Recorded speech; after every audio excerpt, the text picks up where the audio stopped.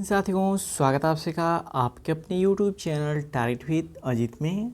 तो साथियों, आज के इस क्लास में हम डिस्कस करने वाले हैं 16 अगस्त के उन सभी महत्वपूर्ण करंट अफेयर्स के बारे में जो कि आप सभी की आने वाली परीक्षाओं के लिए मोस्ट इम्पॉर्टेंट हो जाती हैं। तो वीडियो को इन तक जरूर देखिएगा क्योंकि देखिए सभी क्वेश्चंस एग्जाम ओरिएंटेड और सिलेक्टिव हैं। तो आइए देखते हैं। जैसे पहला प्रश्न है, भारत सेमीकंडक्टर मिशन किस मंत्रालय के अंतर्गत आता है? मोस्ट इंपॉर्टेंट क्वेश्चन साथियों कि भारत सेमीकंडक्टर मिशन किस मंत्रालय के अंतर्गत आता है? तो याद रखिएगा, इलेक्ट्रॉनिक्स और सूचना प्रौद्योगिकी मंत्रालय के अंतर्गत आता है। और साथियों, ये क्वेश्चन आने वाले सभी एग्जाम्स के लिए मोस्ट इम्पॉर्टेंट हो जाती है क्योंकि कल 15 अगस्त के मौके पर लाल किले से प्रधानमंत्री मोदी जी ने जो कि सेमीकंडक्टर नीति को बढ़ाने की योजना के बारे में बात की है। इसलिए क्वेश्चन आने वाले सभी एग्जाम्स के लिए मोस्ट इम्पॉर्टेंट हो जाती हैं। यदि इनके बारे में थोड़ा डिटेल में बात करें तो सरकार ने हाल ही में इंडिया सेमीकंडक्टर मिशन के तहत ओडिशा, पंजाब और आंध्र प्रदेश में 4 नई सेमीकंडक्टर निर्माण परियोजनाओं को मंजूरी दी है। तो ये स्टेट भी याद रखिएगा, एग्ज़ाम में स्टेट भी आपसे पूछा सकता है कि इनमें से किस स्टेट में जो कि हाल ही में नई सेमीकंडक्टर निर्माण परियोजनाओं को मंजूरी मिली है। तो याद रखिएगा, ओडिशा, पंजाब और आंध्र प्रदेश में। नेक्स्ट क्वेश्चन है, संदिग्ध मतदाता शब्द का उपयोग मुख्य रूप से किस पूर्वोत्तर राज्य में किया जाता है? ये भी क्वेश्चन साथियों आने वाली सभी एग्जाम्स के लिए मोस्ट इम्पॉर्टेंट है क्योंकि हाल ही में जो कि कांग्रेस पार्टी के नेता राहुल गांधी जो कि वोट चोरी का आरोप लगा रहे हैं, जो कि इस समय ट्रेंडिंग में बना हुआ है। तो ये क्वेश्चन आप सभी की आने वाली परीक्षाओं के लिए मोस्ट इम्पॉर्टेंट होती है। याद रखिएगा कि संदिग्ध मतदाता शब्द का उपयोग मुख्य रूप से किस पूर्वोत्तर राज्य में किया जाता है? तो याद रखिएगा, असम राज्य में किया जाता है। किस राज्य में किया जाता है? असम राज्य में किया जाता है। तो आइए डिटेल में बात करें, संदिग्ध मतदाता शब्द का उपयोग क्या होता है? तो बात करें डी वोटर, संदिग्ध मतदाता या फिर डी वोटर भी कहता है, वे लोग होते हैं जो अपनी भारतीय नागरिकता साबित नहीं कर पाए और जिनके मामले विदेशी न्यायाधिकरणों में लंबित होते हैं। भारत के चुनाव आयोग ने सन 1997 में डी वोटर श्रेणी शुरू की थी। तो एग्जाम में यदि क्वेश्चन पूछा जाए भारत में डी वोटर श्रेणी कब शुरू की गई थी, तो सन 1997 ईस्वी में। इन मतदाताओं की नागरिकता की पुष्टि न होने तक वे न मतदान कर सकते हैं और न ही चुनाव लड़ सकते हैं, वो कहलाते हैं डी वोटर। तो काफ़ी इम्पोर्टेंट पॉइंट है, पॉइंट भी नोट कर लीजिएगा। तो साथियों, क्वेश्चन का लेवल आप सभी लोग को देख के पता चल रहा होगा कि दिए गए सभी क्वेश्चंस एग्जाम ओरिएंटेड और सिलेक्टिव हैं। तो वीडियो की क्वालिटी कंटेंट आप सभी लोग को पसंद आ रहा हो तो प्लीज़ वीडियो को लाइक और चैनल को सब्सक्राइब जरूर कर लीजिएगा। नेक्स्ट क्वेश्चन है, हाल ही में BHUNEER पोर्टल किस संगठन ने लॉन्च किया है? बात करें हाल ही में BHUNEER पोर्टल किस संगठन ने लॉन्च किया है? तो केंद्रीय भूजल प्राधिकरण ने लॉन्च किया है। तो इम्पोर्टेंट क्वेश्चन है, याद रखिएगा।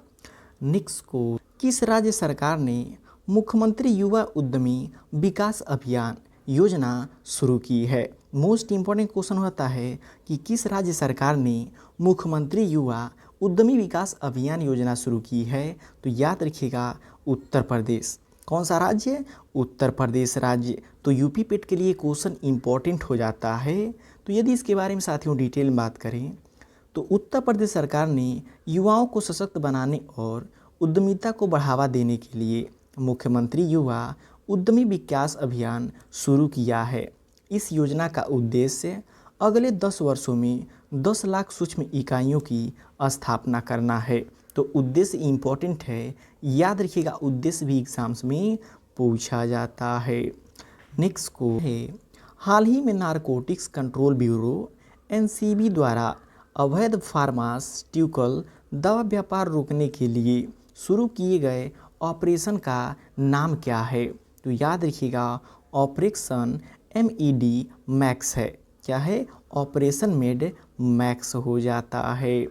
नेक्स्ट क्वेश्चन है, 8वें कॉमनवेल्थ यूथ गेम्स 2027 की मेज़बानी कौन सा देश करेगा। साथियों देखिए, जो भी भविष्य में खेल होने वाले होते हैं उससे परीक्षाओं में 100% क्वेश्चन पूछे जाते हैं। तो ये क्वेश्चन इंपॉर्टेंट है, याद रखिएगा कि 8वीं कॉमनवेल्थ गेम्स 2027 की मेज़बानी कौन सा देश करेगा। तो याद रखिएगा, माल्टा देश करेगा। कौन सा देश करेगा? माल्टा देश करेगा। यदि इसके बारे में डिटेल बात करें तो माल्टा सन 2027 के अंत में 8वें कॉमनवेल्थ यूथ गेम्स की मेज़बानी करेगा। इसमें 74 देशों और क्षेत्रों के लगभग 1150 खिलाड़ी जिनकी उम्र 14 से 18 वर्ष होगी वो भाग लेंगे। तो काफ़ी इम्पोर्टेंट पॉइंट है, एग्ज़ाम में क्वेश्चन पूछा सकता है कि कॉमनवेल्थ गेम 8वें कॉमनवेल्थ गेम में कितने देश प्रतिभाग करेंगे। तो याद रखिएगा 74 देश प्रतिभाग करेंगे और 74 देशों के क्षेत्रों से 1150 खिलाड़ी जो कि इसमें प्रतिभाग लेंगे। नेक्स्ट क्वेश्चन है, निम्न में से भारत का पहला ग्रीन डेटा सेंटर कहाँ स्थापित किया जा रहा है। आने वाली सभी परीक्षाओं के लिए मोस्ट इम्पॉर्टेंट ये क्वेश्चन है कि भारत का पहला ग्रीन डेटा सेंटर कहाँ पे स्थापित किया जा रहा है। तो याद रखिएगा, गाज़ियाबाद उत्तर प्रदेश में। कहाँ पे? गाज़ियाबाद उत्तर प्रदेश में। यदि इसके बारे में साथियों डिटेल बात करें तो हाल ही में उत्तर प्रदेश के मुख्यमंत्री योगी आदित्यनाथ और केंद्रीय विज्ञान एवं प्रौद्योगिकी मंत्री जितेंद्र सिंह ने साहिबाबाद गाज़ियाबाद में भारत के पहले ग्रीन डेटा सेंटर की आधारशिला रखी है। तो साथियों यहाँ पे कुल आपको 3 क्वेश्चन लर्न होते हैं इस एक क्वेश्चन से।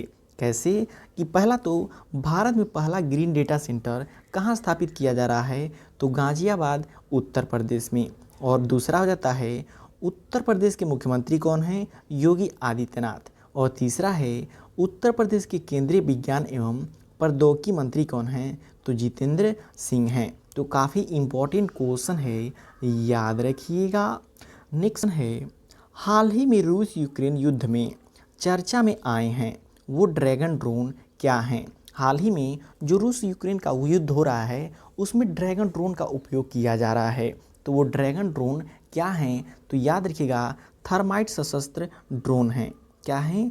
थर्माइट सशस्त्र ड्रोन हो जाते हैं, जिनके बारे में यदि डिटेल बात करें तो एक नया हथियार जिसे ड्रैगन ड्रोन कहा जाता है रूस यूक्रेन युद्ध में उपयोग हो रहा है।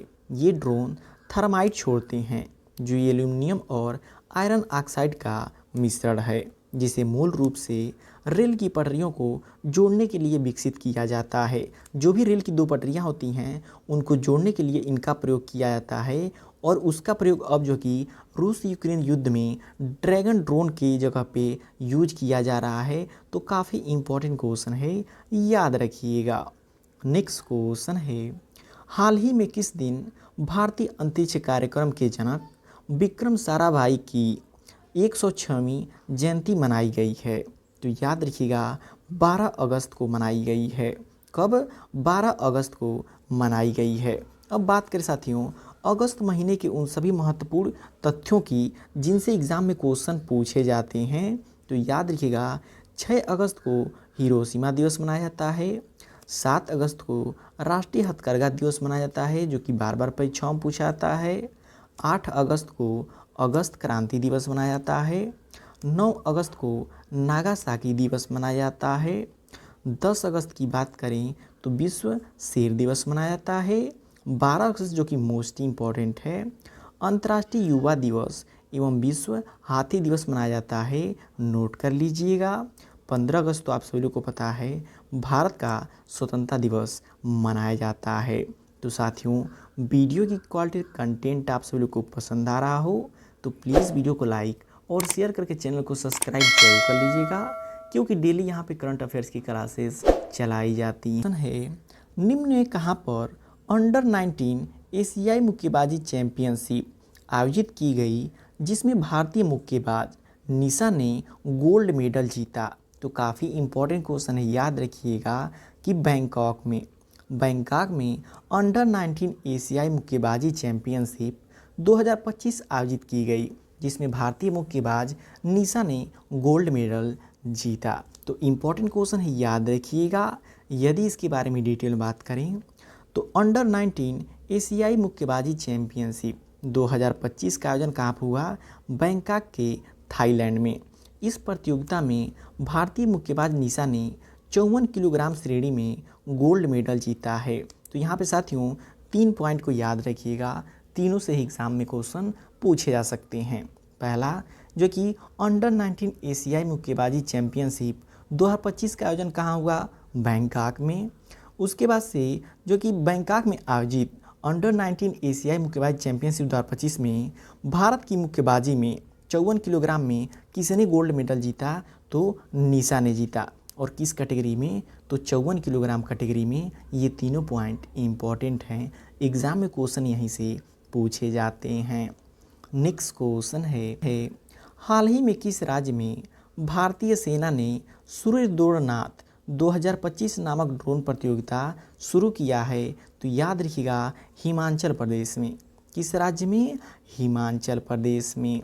यदि इसके बारे में डिटेल बात करें तो भारतीय सेना की सूर्य कमान ड्रोन फेडरेशन ऑफ इंडिया के सहयोग से सूर्य दौड़नाथ 2025 नामक ड्रोन प्रतियोगिता हिमाचल प्रदेश के स्पीति घाटी में आयोजित की गई है।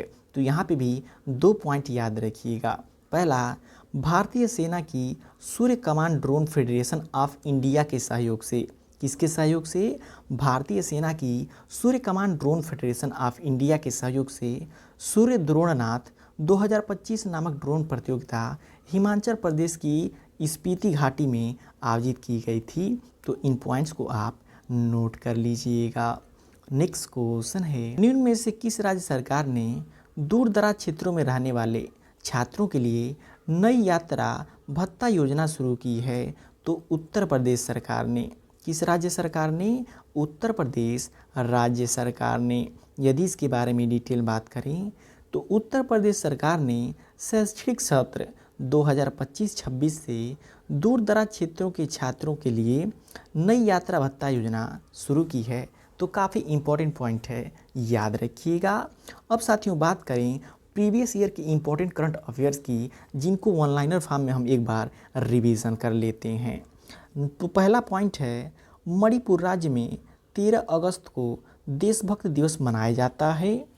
जयपुर में भारत की पहली ड्रोन एआई संचालित कृत्रिम वर्षा किया गया है। ऑस्ट्रेलिया में 16 वर्ष से कम उम्र के बच्चों के लिए यूट्यूब पर प्रतिबंध लगाने की घोषणा की गई है। पंजाब सरकार ने हेरिटेज खेलों पर प्रतिबंध हटा दिया है। तो एग्ज़ाम में यदि क्वेश्चन पूछा जाए कि किस राज्य सरकार ने हेरिटेज खेलों से प्रतिबंध हटा दिया है, तो पंजाब सरकार ने। बिहार का नया मुख्य सचिव प्रत्यय अमृत को नियुक्त किया गया है। नोएडा की पहली महिला जिलाधिकारी मेधा रूपस बनी है, जो कि इम्पोर्टेंट है। तमिलनाडु में स्थित जिंजी किला यूनेस्को विश्व धरोहर में स्थल में घोषित हुआ है। AICT इंडेक्स 2025 में सिंगापुर शीर्ष पे रहा। शशि प्रकाश गोयल उत्तर प्रदेश के नए मुख्य सचिव का कार्यभार संभाला है। तो यूपी में आने वाले सभी एग्जाम्स के लिए ये क्वेश्चन इम्पॉर्टेंट हो जाता है। दिव्या देशमुख ने फीडे महिला शतरंज विश्व कप 2025 जीता, ये भी मोस्ट इम्पॉर्टेंट है। पूरी तरह से सौर ऊर्जा से चलने वाली भारत की पहली विधानसभा दिल्ली विधानसभा बनी है, ये भी मोस्ट इम्पॉर्टेंट है आने वाली सभी एग्ज़ाम्स के लिए। तो साथियों ये रहे 16 अगस्त के वे सभी महत्वपूर्ण करंट अफेयर्स जो कि आप सभी की आने वाली परीक्षाओं के लिए मोस्ट इम्पॉर्टेंट हो जाती हैं। तो वीडियो आपको कैसा लगा कमेंट करके फीडबैक जरूर कीजिएगा, और वीडियो पसंद आए प्लीज़ वीडियो को लाइक और शेयर करके चैनल को सब्सक्राइब जरूर कर लीजिएगा।